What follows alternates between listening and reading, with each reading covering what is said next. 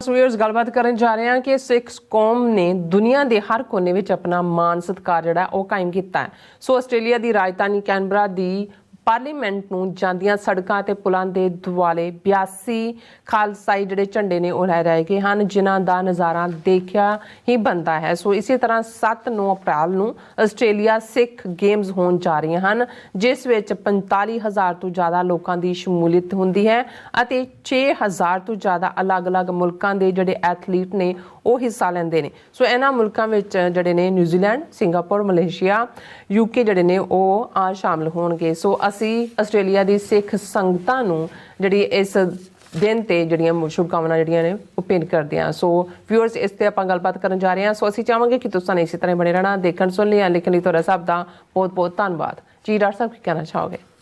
ਦੇਖੋ, ਅਸੀਂ ਸਮਝਦੇ ਹਾਂ ਵੀ ਜਿੱਥੇ ਭਾਰਤੀ ਹਕੂਮਤ ਨੇ ਯੂਕੇ, ਅਮਰੀਕਾ ਔਰ ਕੈਨੇਡਾ ਦੇ ਨਾਲ ਆਸਟ੍ਰੇਲੀਆ ਨੂੰ ਵੀ ਆਪਣੇ ਰਡਾਰ ਤੇ ਰੱਖਿਆ, ਉੱਥੇ ਆਸਟ੍ਰੇਲੀਆ ਦੀਆਂ ਸਿੱਖ ਸੰਗਤਾਂ ਨੇ ਔਰ ਪੂਰੇ ਆਸਟ੍ਰੇਲੀਆ 'ਚ ਜਿੱਥੇ ਕਿ ਇੱਕ ਵੱਡਾ ਮੁਲਕ ਹੈ ਔਰ ਬਹੁਤ ਦੂਰ ਦੂਰ ਤੱਕ ਜੇ ਅਸੀਂ ਬਹੁਤ ਵਾਰ ਦੇਖੀਏ ਤੇ ਅਸੀਂ ਅਮਰੀਕਾ ਨੂੰ ਸਮਝਦੇ ਸੀ ਜਾਂ ਸਮਝਦੇ ਹਾਂ ਕਿ ਭਾਈ ਇੱਥੋਂ ਇਸ ਵੈਸਟ ਕੋਸਟ ਤੋਂ ਈਸਟ ਕੋਸਟ 3000 ਮੀਲ ਦੂਰ ਜਾਂ ਦੂਜਾ, ਤਾਂ ਉੱਥੇ ਤੁਸੀਂ ਜਿਹੜੇ ਵੱਡੇ ਵੱਡੇ ਸੈਂਟਰ ਦੇਖੋਗੇ। ਜਦੋਂ ਅਸੀਂ ਹੁਣ ਗੱਲ ਕਰ ਰਹੇ ਹੁੰਦੇ ਹਾਂ ਜੀ ਇਹ ਪਰਥ ਹੈ ਜਾਂ ਬ੍ਰਿਸਬੇਨ ਹੈ ਜਾਂ ਮੈਲਬਰਨ ਹੈ ਜਾਂ ਸਿਡਨੀ ਹੈ, ਤੇ ਅੰਦਾਜ਼ਾ ਨਹੀਂ ਹੁੰਦਾ ਵੀ ਇਹ ਕਿੰਨੇ ਕਿੰਨੇ ਘੰਟਿਆਂ ਦੀਆਂ ਫਲਾਈਟਸ ਨੇ। ਲੇਕਿਨ ਕਿਵੇਂ ਸਾਡੇ ਕੇਸਰੀ ਨਿਸ਼ਾਨ, ਸਾਡੀ ਸਿੱਖੀ, ਸਾਡੇ ਗੁਰਧਾਮ ਔਰ ਸਾਡੀ ਸਪਿਰਿਟ ਔਰ ਦੋ ਵੇਲੇ ਦੀ ਅਰਦਾਸ, जहाँ जहाँ खालसा जी साहिब तहाँ तहाँ रचा रियायत, देख देख फतेह, बिरद की पैज, पंथ की जीत, श्री साहिब जी सहाय, खालसा जी के बोल माने। ਹੁਣ ਜਦੋਂ ਅਸੀਂ ਜਹਾਂ ਜਹਾਂ ਖਾਲਸਾ ਜੀ ਸਾਹਿਬ ਅਰਦਾਸ ਦਾ ਅਕਾਲ ਪੁਰਖ ਨੂੰ ਕਰਦੇ ਹਾਂ ਵੀ ਅਸੀਂ ਇਹ ਮੰਗਦੇ ਹਾਂ ਅਕਾਲ ਪੁਰਖ ਤੋਂ ਕਿ ਹੇ ਅਕਾਲ ਪੁਰਖ, ਜਿੱਥੇ ਜਿੱਥੇ ਵੀ ਇਹ ਤੇਰਾ ਖਾਲਸਾ, ਕਿਉਂਕਿ ਖਾਲਸਾ ਅਕਾਲ ਪੁਰਖ ਕੀ ਫੌਜ, ਪ੍ਰਗਟਿਓ ਖਾਲਸਾ ਪਰਮਾਤਮਾ ਕੀ ਮੌਜ, ਇਸ ਲਈ ਜਿੱਥੇ ਵੀ ਇਹ ਅਕਾਲ ਪੁਰਖ ਤੇਰਾ ਖਾਲਸਾ ਹੈ ਉੱਥੇ ਆਪਣੀ ਰੱਖਿਆ, ਪ੍ਰੋਟੈਕਸ਼ਨ, ਰਿਆਇਤ, ਕੰਸੈਸ਼ਨ ਕਿ ਉਸ ਖਾਲਸੇ ਦੇ ਉੱਤੇ ਰਹਿਮਤ ਕਰੋ। ਹੁਣ ਜਦੋਂ ਅਸੀਂ ਅਕਾਲ ਪੁਰਖ ਤੋਂ ਮੰਗਦੇ ਹਾਂ ਤਾਂ ਫਿਰ ਜ਼ਾਹਰ ਹੈ ਕਿ ਜਿਹੜਾ ਸਾਡਾ ਭਾਈ ਭਾਈ ਦਾ ਕਾਨਸੈਪਟ ਹੈ ਔਰ ਸਭ ਤੋਂ ਵੱਡਾ ਅਹੁਦਾ, ਹੁਣ ਤਾਂ ਵੈਸੇ ਜਿਹਨੂੰ ਸੰਤ ਨਾ ਕਹੋ ਜਾਂ ਹੁਣ ਤਾਂ ਮਹੰਤ ਲਫ਼ਜ਼ ਵਾਪਸ ਆ ਗਿਆ, ਹਰਿਆਣਾ ਕਮੇਟੀ ਦਾ ਮਹੰਤ ਕਰਮਵੀਰ ਬਣਾ ਦਿੱਤਾ, ਤੇ ਉਸ ਤੋਂ ਵੀ ਪਤਾ ਨਹੀਂ ਕਈ ਵਾਰੀ ਉਹਦੇ ਨਾਲ ਜੇ ਬ੍ਰਹਮ ਗਿਆਨੀ ਕਿਸੇ ਨਾਲ ਲਾ ਦਿਓ, ਕੋਈ ਹੋਰ ਲਾ ਦਿਓ।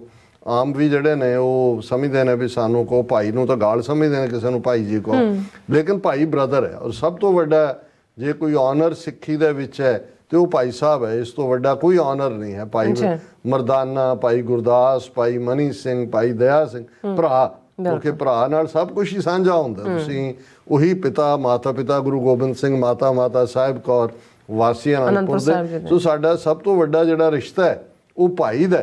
ਤੇ ਜਦੋਂ ਅਸੀਂ ਅਕਾਲ ਪੁਰਖ ਤੋਂ ਮੰਗਦੇ ਹਾਂ ਕਿ ਭਾਈ ਜਿੱਥੇ ਸਾਡੇ ਭਾਈ ਵਸਦੇ ਨੇ, ਜਿੱਥੇ ਖਾਲਸਾ ਵਸਦਾ ਹੈ, ਹੇ ਸਤਿਗੁਰੂ ਆਪਣੀ ਨਜ਼ਰੇ ਅਨਾਇਤ ਕਰੋ ਉਹਨਾਂ ਦੇ ਉੱਤੇ, ਉਹਨਾਂ ਨੂੰ ਦੀ ਰੱਖਿਆ ਕਰੋ, ਉਹਨਾਂ ਦੇ ਉੱਤੇ ਜਿਹੜਾ ਉਹਨਾਂ ਨਾਲ ਰਿਆਇਤ ਕਰੋ।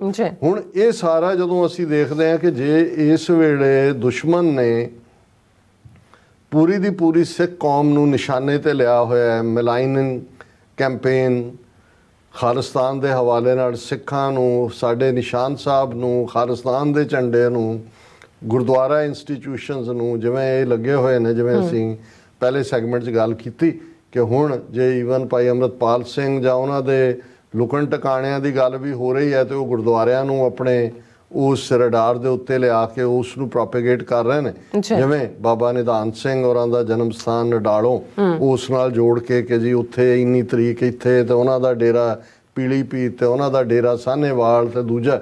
ਸੋ ਬਾਹਰ ਵੀ ਉਹਨਾਂ ਦਾ ਜਿਹੜਾ ਜ਼ੋਰ ਰਿਹਾ ਹਮੇਸ਼ਾ, ਇਕੱਲੀ ਗੱਲ ਇਹੀ ਨਹੀਂ ਹੈ। ਮੈਂ ਅੱਜ ਹੀ ਇੱਕ ਤੁਸੀਂ ਦੇਖੋ ਵੀ ਕਿਸ ਹੱਦ ਤੱਕ ਇਹ ਬੇਈਮਾਨ ਔਰ ਝੂਠਾ ਇਤਿਹਾਸ ਸਿਰਜਣ ਦੇ ਉੱਤੇ ਲੱਗੇ ਹੋਏ ਨੇ। ਇੱਕ ਜਿਹੜਾ ਯੰਗ ਸਕਾਲਰਲੀ ਚਿਹਰਾ ਦੇ ਕੇ ਉਹਨੂੰ ਬਿਠਾਇਆ ਹੋਇਆ, ਇੰਟਰਵਿਊ ਦੇ ਰਿਹਾ ਉਹ, ਤੇ ਉਹ ਉਹਨਾਂ ਨੂੰ ਪੁੱਛ ਰਹੀ ਹੈ ਕਿ ਜੀ ਇਹ ਜਿਹੜੀ ਬਾਹਰ ਡਾਇਸਪੋਰਾ 'ਚ ਖਾਲਿਸਤਾਨ ਦੀ ਗੱਲ ਔਰ ਦੂਜੀ ਇੱਕ, ਉਹ ਕਹਿੰਦਾ ਇਹਦੀਆਂ ਜੜ੍ਹਾਂ ਬਹੁਤ ਪੁਰਾਣੀਆਂ ਨੇ, ਇਹ ਨਵੀਂ ਨਹੀਂ ਹੈ। ਔਰ ਉਹ ਵਾਕਿਆ 1912-13 ਦੇ ਪੀਰੀਅਡ ਨਾਲ ਉਹਨੂੰ ਜੋੜ ਰਿਹਾ ਹੈ ਕਿ ਜੀ ਇੱਥੇ ਜਦੋਂ ਕਿ ਬਿਲਕੁਲ ਗੁਰਦੁਆਰਿਆਂ 'ਚ ਸਿੱਖ, ਹਿੰਦੂ, ਮੁਸਲਮਾਨ ਸਾਰੇ ਹੀ ਹੁੰਦੇ ਸੀ, ਗਦਰ ਪਾਰਟੀ ਇੱਥੋਂ ਹੀ ਸ਼ੁਰੂ ਹੋਈ ਔਰ ਭਾਰਤ ਨੂੰ ਆਜ਼ਾਦ ਕਰਵਾਉਣ ਲਈ ਸੀ। ਤੇ ਅੰਗਰੇਜ਼ਾਂ ਨੇ ਜਿਹੜਾ ਇਸ ਦਾ ਬੀਜ ਬੀਜਿਆ ਔਰ ਜਿਸ ਨੂੰ ਮੇਵਾ ਸਿੰਘ ਲੋਪੋਕੇ ਸ਼ਹੀਦ ਨੇ ਸੋਧਿਆ ਸੀ ਕਿ ਉਹਦਾ ਨਾਂ ਸੀ ਗੋਰੇ ਦਾ, ਐਂਗਲੋ ਇੰਡੀਅਨ ਸੀ ਉਹਦਾ, ਉਹਨੂੰ ਇਹ ਕਹਿ ਕੇ ਕਿ ਜੀ ਉਹਨੂੰ ਉਹਨਾਂ ਨੇ ਬ੍ਰਿਟਿਸ਼ ਇੰਟੈਲੀਜੈਂਸ ਨੇ ਸਿੱਖਾਂ 'ਚ ਪਲਾਂਟ ਕੀਤਾ ਖਾਲਿਸਤਾਨ ਦੀ ਮੰਗ ਲਈ। ਔਰ ਫਿਰ ਬੇਲਾ ਸਿੰਘ ਔਰ ਦੂਜੇ ਜਿਹੜੇ ਟ੍ਰੇਟਰ ਉਹਨਾਂ ਨੇ ਗੁਰਦੁਆਰੇ 'ਚ ਫਾਇਰਿੰਗ ਕਰਤੀ ਔਰ ਬਾਅਦ 'ਚ ਉਹਨਾਂ ਨੂੰ ਬੇਲਾ ਸਿੰਘ ਇੰਡੀਆ ਚਲਾ ਗਿਆ, ਉੱਥੇ ਉਹਨੂੰ ਮਾਰ ਦਿੱਤਾ। ਔਰ ਇੱਥੇ ਜਿਹੜਾ ਉਹ ਗੋਰਾ ਸੀ ਉਸ ਨੂੰ ਹੌਪਕਿੰਸਨ ਕਿ ਉਹਦਾ ਕੀ ਨਾਂ ਸੀਗਾ ਕਿ ਉਸ ਨੂੰ ਜਿਹੜਾ ਉਹ ਮਾਰ ਦਿੱਤਾ ਉਹਨਾਂ ਨੇ। ਸੋ ਉਹਨੂੰ ਉਹ ਖਾਲਿਸਤਾਨ ਨਾਲ ਜੋੜ ਰਿਹਾ, ਹਾਲਾਂ ਉਹ ਜਿਹੜਾ ਵਾੜਿਆ ਹੋਇਆ ਸੀ ਵਿੱਚ ਜਾਂ ਜਿਹਨੇ ਇਸ ਕਿਸਮ ਦੀ ਜਿਹੜੀ ਹੈ ਵਾਇਲੈਂਸ ਗੁਰਦੁਆਰੇ 'ਚ ਕੀਤੀ ਉਹ ਬ੍ਰਿਟਿਸ਼ ਇੰਟੈਲੀਜੈਂਸ ਏਜੰਸੀਆਂ ਦਾ।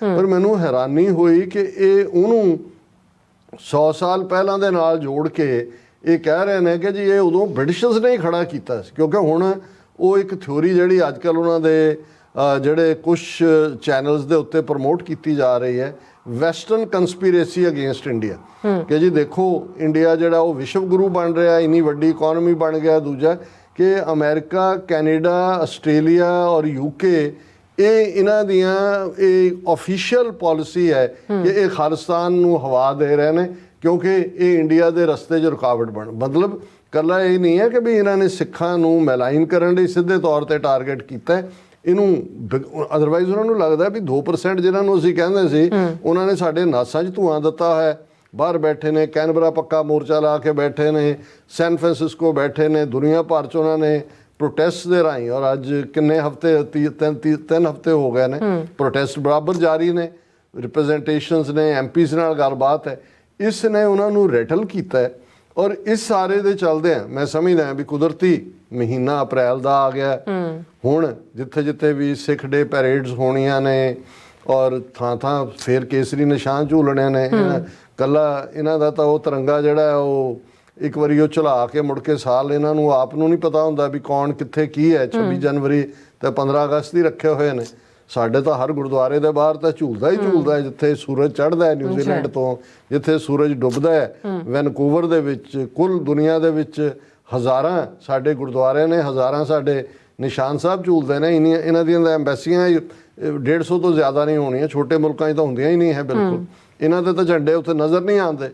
ਹੁਣ ਦੂਸਰੇ ਪਾਸੇ ਜਿੱਥੇ ਜਿੱਥੇ ਇਹਨਾਂ ਨੇ ਨੈਗੇਟਿਵਿਟੀ ਕੀਤੀ ਹੈ, ਹੁਣ ਕੈਨੇਡਾ 'ਚ ਅਸੀਂ ਦੇਖਿਆ, ਡਿਸਕਸ ਕੀਤਾ ਸੀ ਵੀ ਅਪ੍ਰੈਲ ਦਾ ਮਹੀਨਾ ਸਿੱਖ ਹੈਰੀਟੇਜ ਮੰਥ ਦੇ ਤੌਰ ਤੇ ਰੈਕਗਨਾਈਜ਼ ਹੋਇਆ ਔਰ ਬਰੈਂਪਟਨ ਤੋਂ ਲੈ ਕੇ ਸਾਰੇ ਪਾਸੇ ਜਿਹੜਾ ਉਹ ਅਫੀਸ਼ੀਅਲ ਮੇਅਰਸ ਨੇ ਝੰਡੇ ਚਲਾਏ ਨੇ ਸਿੱਖਾਂ ਦੇ ਕਿ ਭਾਈ ਤੁਹਾਡੀ ਵੱਡੀ ਕੰਟਰੀਬਿਊਸ਼ਨ ਹੈ।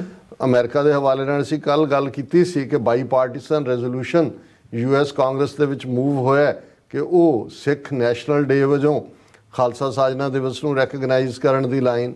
UK 'ਚ ਤਾਂ ਉਹਦਾ ਇੱਕ ਆਪਣਾ ਇਤਿਹਾਸ ਹੈ, ਪਰ ਆਸਟ੍ਰੇਲੀਆ ਬਹੁਤ ਅਹਿਮੀਅਤ ਰੱਖਦਾ ਹੈ ਕਿਉਂਕਿ ਆਸਟ੍ਰੇਲੀਆ ਇਸ ਪੀਰੀਅਡ 'ਚ ਫਾਰਮਰ ਮੂਵਮੈਂਟ ਤੋਂ ਬਾਅਦ ਅੱਗੇ ਥੋੜੀ ਬਹੁਤ ਐਕਟੀਵਿਟੀ ਸੀ ਆਸਟ੍ਰੇਲੀਆ 'ਚ ਸਾਡੀ ਫੈਡਰੇਸ਼ਨ ਦੀ 1990 'ਚ ਵੀ ਪੂਰੀ ਬ੍ਰਾਂਚ, ਔਰ ਪਰ ਲਿਮਿਟਿਡ ਲੈਵਲ ਤੇ ਸਿਡਨੀ ਦੇ ਵਿੱਚ ਸੀ ਜਾਂ ਐਡੀਲੇਡ ਦੇ ਵਿੱਚ ਸਾਡੇ ਵੀਰ ਅਜੀਤ ਸਿੰਘ ਉਹਨਾਂ ਦੀ ਐਕਟੀਵਿਟੀ, ਜਾਂ ਇੱਕ ਦੋ ਹੋਰ। ਮੈਲਬਰਨ ਵੀ ਉਦੋਂ ਕੋਈ ਬਹੁਤਾ ਰਡਾਰ ਤੇ ਨਹੀਂ ਸੀ। ਫਾਰਮਰ ਮੂਵਮੈਂਟ ਦੇ ਵੇਲੇ ਅਸੀਂ ਵੀ ਦੇਖਿਆ ਕਿ ਭਾਈ ਆਸਟ੍ਰੇਲੀਆ ਦਾ ਪੂਰਾ ਐਮਰਜ ਹੋਇਆ ਔਰ ਫਿਰ ਆਲਮੋਸਟ 300% ਨੰਬਰ ਵੀ ਵਧਿਆ, ਯੰਗ ਸਟੂਡੈਂਟਸ ਆਏ ਪੰਜਾਬ ਤੋਂ। ਲੇਕਿਨ ਜਿਵੇਂ ਉਹਨਾਂ ਨੇ ਉਸ ਸਾਰੇ ਪੀਰੀਅਡ ਨੂੰ 26 ਜਨਵਰੀ ਦੇ ਵਾਕਿਆ ਤੋਂ ਬਾਅਦ ਜਦੋਂ ਲਾਲ ਕਿਲ੍ਹੇ ਤੇ ਖਾਲਸਾਈ ਝੰਡਾ ਝੁਲਾਇਆ ਜਾਂਦਾ ਉਸ ਤੋਂ ਬਾਅਦ ਔਰ ਹੁਣ ਪਿਛਲੇ 3-4 ਹਫ਼ਤੇ ਦੇ ਵਿੱਚ ਔਰ ਇਸ ਤੋਂ ਇਲਾਵਾ ਖਾਲਿਸਤਾਨ ਰੈਫਰੈਂਡਮ ਜਿਹੜਾ ਕਿ ਮੈਲਬਰਨ 'ਚ ਹੋਇਆ ਔਰ ਫਿਰ ਬ੍ਰਿਸਬੇਨ 'ਚ ਹੋਇਆ, ਜਿਵੇਂ ਜਿਹਨੂੰ ਕਹਿੰਦੇ ਨੇ ਵੀ ਧੱਕ ਪਾਈ ਹੈ, ਉਹ ਆਪਣੇ ਆਪ ਦੇ ਵਿੱਚ ਰਿਮਾਰਕੇਬਲ ਹੈ। ਔਰ ਅੱਜ ਇਹ ਦੋ ਖਬਰਾਂ ਜਿਹੜੀਆਂ ਅਸੀਂ ਡਿਸਕਸ ਕਰ ਰਹੇ ਹਾਂ ਉਹਦੇ 'ਚ ਇੱਕ ਤਾਂ ਈਵਨ ਜਿਹੜਾ ਅਜੀਤ ਜਲੰਧਰ ਹੈ ਲੱਖਾਂ 'ਚ ਛਪਦਾ ਹੈ, ਉਹਨੇ ਵੀ ਇਹਨੂੰ ਕਵਰ ਕੀਤਾ ਹੈਡਲਾਈਨ ਦੇ ਕੇ ਔਰ ਪੂਰੀ ਝੰਡਿਆਂ ਦੀ ਇੱਕ ਪੂਰੀ ਰੋਅ ਹੈ, 82 ਝੰਡੇ। ਹੁਣ ਇੱਕ ਪਾਸੇ ਤਾਂ ਆਸਟ੍ਰੇਲੀਆ ਦੀ ਪਾਰਲੀਮੈਂਟ ਦੇ ਬਾਹਰ ਕੈਨਬਰਾ 'ਚ ਉਹਨਾਂ ਦੀ ਹੈ ਪੱਕਾ ਮੋਰਚਾ ਕਿ ਭਾਈ ਉਹ ਛੱਡੋ ਬੰਦੇ ਜਿਹੜੇ ਫੜ ਰਹੇ ਹੋ ਝੂਠੇ ਨਜਾਇਜ਼, ਤੁਸੀਂ ਜੋ ਕਰ ਰਹੇ ਹੋ ਪੰਜਾਬ 'ਚ ਦਮਨ ਚੱਕਰ। ਤੇ ਮੈਂ ਸਗੋਂ ਸਿੰਘ ਉਹਨਾਂ ਨੂੰ ਮੈਂ ਪੁੱਛ ਰਿਹਾ ਸੀ, ਮੈਂ ਕਿਹਾ 82 ਦੀ ਕੋਈ ਖਾਸ ਅਹਿਮੀਅਤ ਹੈ ਇਸ ਨੰਬਰ ਦੀ? ਉਹ ਕਹਿਣ ਲੱਗੇ ਨਹੀਂ, ਉਹ ਪੋਲ ਹੀ 82 ਨੇ। ਤੇ ਉਹ ਜਿਵੇਂ ਉਹਨਾਂ ਨੇ ਤੁਸੀਂ ਦੇਖਦੇ ਹੋ ਮੈਨੂੰ ਵੀ ਫਖਰ ਜਿਹਾ ਮਹਿਸੂਸ ਹੋਇਆ ਕਿ ਭਾਈ ਉਹ ਸ਼ਾਨੋ ਸ਼ੌਕਤ ਦੇ ਨਾਲ ਜਿਹੜੇ ਨੇ ਝੰਡੇ। ਔਰ ਇਹ ਸਾਰਾ ਮਹੀਨਾ ਅਪ੍ਰੈਲ ਦਾ, ਔਰ ਇਸ ਦੇ ਲਈ ਜਿਹੜਾ ਐਫਰਟ ਹੈ ਕੈਨਬਰਾ ਸਿੱਖ ਐਸੋਸੀਏਸ਼ਨ ਨੇ ਪਿਛਲੇ ਲਗਭਗ 1.5 ਸਾਲ ਤੋਂ ਇਸ ਦੇ ਉੱਤੇ ਐਫਰਟ ਕੀਤਾ ਔਰ ਕਿਉਂਕਿ ਸਿੱਖਾਂ ਦੀ ਗੁੱਡਵਿਲ ਹੈ ਆਸਟ੍ਰੇਲੀਆ 'ਚ ਉਹ ਫਲੱਡਸ ਹੋਣ, ਉਹ ਜਿਹੜੀਆਂ ਵਾਈਲਡ ਫਾਇਰਸ ਹੋਣ ਔਰ ਕੋਵਿਡ ਦੇ ਚਲਦਿਆਂ ਜੋ ਸਿੱਖਾਂ ਦੀ ਖਿਦਮਾਤ ਨੇ ਉਹ ਤਾਂ ਦੇਖ ਕੇ ਉਹਨਾਂ ਨੂੰ ਚਾਅ ਚੜ ਜਾਂਦਾ ਹੈ। ਹੁਣ ਈਵਨ ਜਿਹੜੇ ਉਹਨਾਂ ਦੀਆਂ ਸੂਬਿਆਂ ਦੇ ਫੂਡ ਬੈਂਕ ਨੇ ਉਹ ਸਿੱਖ ਆਰਗੇਨਾਈਜੇਸ਼ਨਸ ਦੇ ਨਾਲ ਤਾਲਮੇਲ ਕਰ ਰਹੇ ਨੇ ਕਿ ਭਾਈ ਤੁਸੀਂ ਗੁਰਦੁਆਰਿਆਂ ਦੇ ਵਿੱਚ ਜਾਂ ਦੂਸਰਾ ਕਰਦੇ ਹੋ ਔਰ ਤੁਸੀਂ ਜੋ ਮਦਦ ਕੀਤੀ ਹੈ ਵੀ ਇਸ ਲੈਵਲ ਤੇ ਜਿੰਨੀ ਰੈਕਗਨੀਸ਼ਨ ਸਿੱਖ ਕਮਿਊਨਿਟੀ ਦੀ ਦੁਨੀਆ 'ਚ ਹੈ ਇਸ ਵੇਲੇ। ਬਾਕੀ ਠੀਕ ਹੈ ਵੱਡੇ ਵੱਡੇ ਕ੍ਰਿਸਚੀਅਨ ਚੈਰਿਟੀਜ਼ ਦਾ ਵੱਡਾ ਉਹਨਾਂ ਦੇ ਕੋਲ ਤਾਂ ਪੈਸੇ ਵੀ ਬਿਲੀਅਨਸ ਆਫ ਡਾਲਰਸ ਨੇ ਜਾਂ ਐਮਨੈਸਟੀ ਜਿਹੜਾ ਇੰਟਰਨੈਸ਼ਨਲ ਰੈੱਡ ਕਰਾਸ ਜਾਂ ਦੂਜੇ, ਪਰ ਇੱਕ ਨੇਸ਼ਨਲੈਸ ਕੌਮ ਜਿਸ ਨੂੰ ਮਿਲਾਈਨ ਕਰਨ ਲਈ ਜਿੱਥੇ ਉਹਨਾਂ ਦਾ ਹੋਮਲੈਂਡ ਹੈ ਉਹਨਾਂ ਦੀ ਹਕੂਮਤ ਦਾ ਜ਼ੋਰ ਲੱਗਾ ਹੋਏ, ਇਹ ਛੋਟੀ ਪ੍ਰਾਪਤੀ ਨਹੀਂ ਹੈ। ਔਰ ਇਸ ਦੇ ਉੱਤੇ ਮੈਂ ਸਮਝਦਾ ਵੀ ਦਰਸ਼ਕ ਬਾਰ-ਬਾਰ ਆਨੰਦ ਮਾਣ ਰਹੇ ਹੋਣਗੇ ਕਿ ਭਾਈ ਕਿਵੇਂ ਇਹ ਝੰਡੇ ਜਿਹੜੇ ਨੇ ਝੂਲ ਰਹੇ ਨੇ, ਇਹ ਝੂਲਦੇ ਰਹਿਣਗੇ। ਔਰ ਇਸ ਦੇ ਉੱਤੇ ਗੁਰਦੁਆਰਾ ਸਾਹਿਬ ਕੈਨਬਰਾ ਔਰ ਇਹਦੇ ਤੇ ਜਿਹੜਾ ਮੈਂ ਕਮੈਂਟ ਵੀ ਮੇਰੇ ਕੋਲ ਹੈ ਕਿ celebrate Vaisakhi in Canberra with 82 Khalsa flags hosted throughout the CBD today. Join us in celebrating the birth of Khalsa and the values of peace, justice and equality that it represents. Let's come together as a community and spread joy and positivity on this special day. ਔਰ ਇਸ ਤੋਂ ਇਲਾਵਾ ਵੀ ਜਿਹੜਾ ਹੈ ਫਿਰ ਹਕੂਮਤ, ਕਿਉਂਕਿ ਇਹ ਪਾਰਲੀਮੈਂਟ ਨੂੰ ਤੁਸੀਂ 1 ਮਹੀਨਾ ਕੇਸਰੀ ਝੰਡਿਆਂ ਦੇ ਉਸ ਸ਼ਾਨੋ ਸ਼ੌਕਤ ਦੇ ਹਵਾਲੇ ਕਰੋ, ਇਹ ਫੈਡਰਲ ਗਵਰਨਮੈਂਟ ਦੀ ਕਿਸ ਲੈਵਲ ਦੀ ਗੁੱਡਵਿਲ ਹੈ ਸਿੱਖਾਂ ਲਈ। ਔਰ ਇਸ ਦੇ ਉੱਤੇ ਵੀ ਟਵੀਟ ਹੈ ਕਿ ਭਾਈ ਝੂਲਤੇ ਨਿਸ਼ਾਨ ਰਹਿਣ ਪੰਥ ਮਹਾਰਾਜ ਕੇ, thank you ACT government, that symbol waving in the air on the flag, it's our Sikh identity and it means a lot of us, we are proud to be a Sikh। ਔਰ ਇਸ ਦੇ ਨਾਲ ਫਿਰ ਜਿਹੜੀ ਹੈ ਇੱਕ tweet Vaisakhi ਦੀ history ਨੂੰ ਵੀ ਬਿਆਨਦਾ ਹੈ। ਹੁਣ ਦੂਸਰਾ ਪਾਰਟ, ਹਾਲਾਂ ਮੈਂ ਪਿਛਲੇ ਸਾਲਾਂ 'ਚ ਵੀ ਇਹ ਦੇਖਦਾ ਰਿਹਾ ਜਾਂ ਨਿਊਜ਼ 'ਚ ਮੈਂ ਦੇਖਿਆ ਕਿ ਵੀ ਆਸਟ੍ਰੇਲੀਅਨ ਸਿੱਖ ਗੇਮਸ, ਪਰ ਕਿਸ ਮੈਗਨੀਚਿਊਡ ਦੀਆਂ ਇਹ ਗੇਮਸ ਨੇ ਇਹਦਾ ਮੈਨੂੰ ਅਹਿਸਾਸ ਨਹੀਂ ਸੀ। ਇਹ ਤਾਂ ਮੈਨੂੰ ਸੀ ਕਿ ਵੀ ਵੱਡੀ ਇਵੈਂਟ ਹੈ, ਉਹਦੇ 'ਚ ਬਹੁਤ ਵੱਡਾ ਬਜਟ ਹੈ, 40-50 ਹਜ਼ਾਰ ਬੰਦਾ ਇਕੱਠਾ ਹੁੰਦਾ ਹੈ, ਹਜ਼ਾਰਾਂ ਦੀ ਗਿਣਤੀ 'ਚ ਐਥਲੀਟ ਹੁੰਦੇ ਨੇ ਔਰ ਬਹੁਤ ਵਾਰੀ ਔਰ ਉਹ ਰੋਟੇਸ਼ਨ ਵਾਈਜ਼ ਹੁੰਦੀ ਹੈ, ਕਦੇ ਸਿਡਨੀ ਹੈ, ਕਦੇ ਮੈਲਬਰਨ ਹੈ, ਕਦੇ ਦੂਜਾ। ਪਰ ਇਸ ਵਾਰ ਮੇਰੇ ਕੋਲ ਥੋੜੀ ਹੋਰ ਡਿਟੇਲ ਹੈ ਉਸ ਤੋਂ ਮੈਂ ਇਹ, ਔਰ ਇਹ ਜਿਹੜੀਆਂ ਆਸਟ੍ਰੇਲੀਅਨ ਸਿੱਖ ਗੇਮਸ ਨੇ ਇਹ 7 ਤੋਂ 9 ਅਪ੍ਰੈਲ ਤੱਕ ਹੋਣ ਜਾ ਰਹੀਆਂ ਨੇ।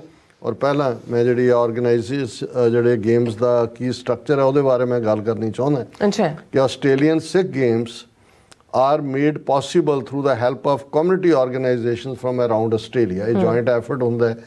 These organizations are normally run by volunteers who want to actively contribute to their local Sikh community while also coaching or competing in their chosen support.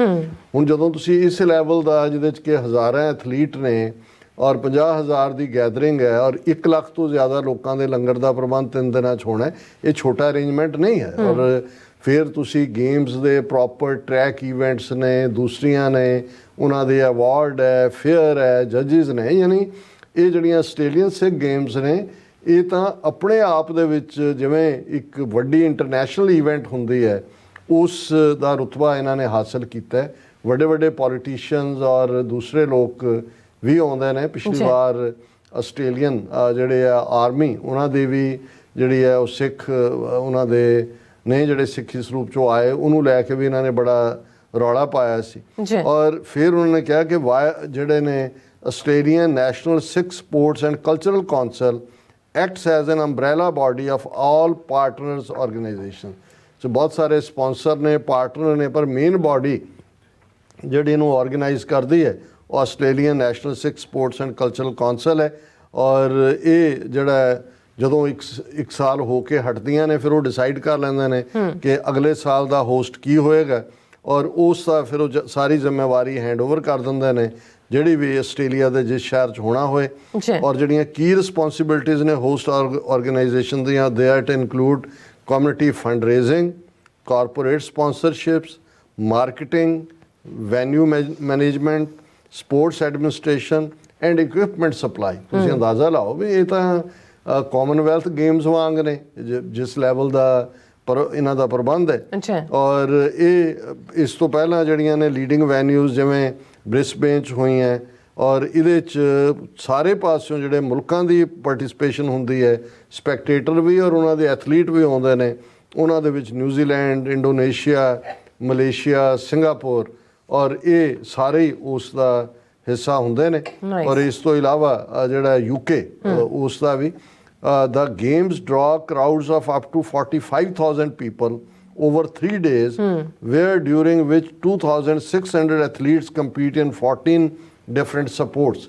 ਕੱਲਾ ਇੱਕ ਕਬੱਡੀ ਮੈਚ ਨਹੀਂ ਹੈ, 14 ਉਹਨਾਂ ਨੇ ਸਪੋਰਟਸ ਇਵੈਂਟਸ ਰੱਖੀਆਂ ਹੋਈਆਂ ਨੇ ਜਿਨ੍ਹਾਂ 'ਚ ਹਜ਼ਾਰਾਂ ਐਥਲੀਟ ਇਹਨਾਂ ਸਾਰੇ ਮੁਲਕਾਂ ਤੋਂ ਪਾਰਟਿਸਿਪੇਟ ਕਰਦੇ ਨੇ। ਅੱਛਾ। ਔਰ ਇਹ ਜਿਹੜਾ ਉਸ ਦੀ ਫਿਰ ਉਹਨਾਂ ਨੇ ਹਿਸਟਰੀ ਵੀ ਦਿੱਤੀ ਆ ਵੀ ਇਹ ਕਿਵੇਂ ਕਦੋਂ ਸ਼ੁਰੂ ਹੋਈਆਂ। ਔਰ ਇਹ ਜਿਹੜਾ ਹੈ, ਇੱਕ tweet Punjabi, New Zealand and Australia, ਔਰ ਉਹਨਾਂ ਨੇ ਕਿਹਾ ਕਿ ਵੀ ਇਸ ਵਾਰ ਜਿਹੜੀ ਇਹਨਾਂ ਗੇਮਸ ਦੇ ਵਿੱਚ ਰਿਕਾਰਡ ਤੋੜ ਇਕੱਠ ਹੋਣ ਦੀ ਉਮੀਦ ਹੈ। ਔਰ ਸਥਾਨਕ ਪ੍ਰਬੰਧਕ ਕਮੇਟੀ ਮੁਤਾਬਕ ਅੱਡ-ਅੱਡ ਜਿਹੜੀਆਂ ਵੰਨਗੀਆਂ ਨੇ ਉਹਨਾਂ ਦੇ ਤਹਿਤ 6000 ਤੋਂ ਜ਼ਿਆਦਾ ਖਿਡਾਰੀ ਇਹਦੇ ਸ਼ਾਮਲ ਹੋਣਗੇ। ਔਰ ਇਹ ਬ੍ਰਿਸਬੇਨ ਤੇ ਗੋਲਡ ਕੋਸਟ ਦੇ ਗੁਰਦੁਆਰਿਆਂ ਵੱਲੋਂ 1 ਲੱਖ ਦੇ ਕਰੀਬ ਲੋਕਾਂ ਲਈ ਲੰਗਰ ਸੇਵਾ ਦੇ ਇੰਤਜ਼ਾਮ ਦੀਆਂ ਅਣਥੱਕ ਕੋਸ਼ਿਸ਼ਾਂ ਕੀਤੀਆਂ ਜਾ ਰਹੀਆਂ ਨੇ। Nice. ਔਰ ਇਹ 35th ਐਨੂਅਲ ਸਿੱਖ ਗੇਮਸ, ਇਹ ਮੈਂ ਲੱਭ ਰਿਹਾ ਸੀ ਕਿ ਕਿੰਨੇ ਸਾਲ 35 ਸਾਲਾਂ ਤੋਂ ਇਹ ਗੇਮਸ ਜਿਹੜੀਆਂ ਨੇ ਇਹ ਆਰਗੇਨਾਈਜ਼ ਕੀਤੀਆਂ ਜਾ ਰਹੀਆਂ ਨੇ ਜੀ। ਔਰ ਇਹ ਇਸ ਵਾਰ ਰਨਅਵੇ ਬੇ ਗੋਲਡ ਕੋਸਟ ਉਸ ਥਾਂ ਤੇ ਹੋ ਰਹੀਆਂ ਨੇ। ਔਰ ਉਹਦੇ 'ਚ ਉਹਨਾਂ ਨੇ ਕਿਹਾ ਕਿ we are very excited to welcome everyone to the Gold Coast. Come on over to the Sikh Games, enjoy the sportsmanship and excitement, and visit the Gurdwara Sahib store at the Games. जी आया ਨੂੰ to everyone. So nice. ਔਰ ਇਹ ਜਿਹੜਾ ਗੁਰਦੁਆਰਾ ਸਾਹਿਬ ਹੈ gold cost ਦਾ, ਉਹ 5 ਪੇਲਿੰਗਸ court ਨਿਰੰਗ ਦੇ ਵਿੱਚ ਹੈ। ਸੋ ਅਸੀਂ ਇਹਨਾਂ ਦੋਨੋਂ ਇਵੈਂਟਸ ਲਈ ਝੰਡੇ ਤਾਂ ਚੜਾ ਦਿੱਤੇ, 82 4 ਚਫੇਰਾ ਕੇਸਰੀ ਰੰਗ ਦੇ ਵਿੱਚ ਰੰਗਿਆ ਹੋਇਆ ਹੈ, ਉਹਨਾਂ ਨੂੰ ਵੀ ਮੁਬਾਰਕਬਾਦ। ਔਰ ਇਹ ਜਿਹੜੀਆਂ ਆਉਣ ਵਾਲੇ ਦਿਨਾਂ ਦੇ ਵਿੱਚ ਸ਼ੁਰੂ ਹੋ ਰਹੀਆਂ ਨੇ ਗੇਮਸ, ਆਸਟ੍ਰੇਲੀਅਨ ਸਿੱਖ ਗੇਮਸ, ਉਹਨਾਂ ਨੂੰ ਵੀ ਸਾਡੀਆਂ ਸ਼ੁਭਕਾਮਨਾਵਾਂ। ਜੀ ਡਾਕਟਰ ਸਾਹਿਬ ਤੁਹਾਡਾ ਬਹੁਤ ਬਹੁਤ ਧੰਨਵਾਦ। ਸਾਥ ਲੈਣ ਬ੍ਰੇਕ ਵਿਊਅਰਸ, ਤੁਸੀਂ ਇਸੇ ਤਰ੍ਹਾਂ ਬੜੇ ਰਹਿਣਾ। ਮਿਲਦੇ ਹਾਂ ਛੋਟੇ ਜਿਹੇ ਬ੍ਰੇਕ ਤੋਂ ਬਾਅਦ।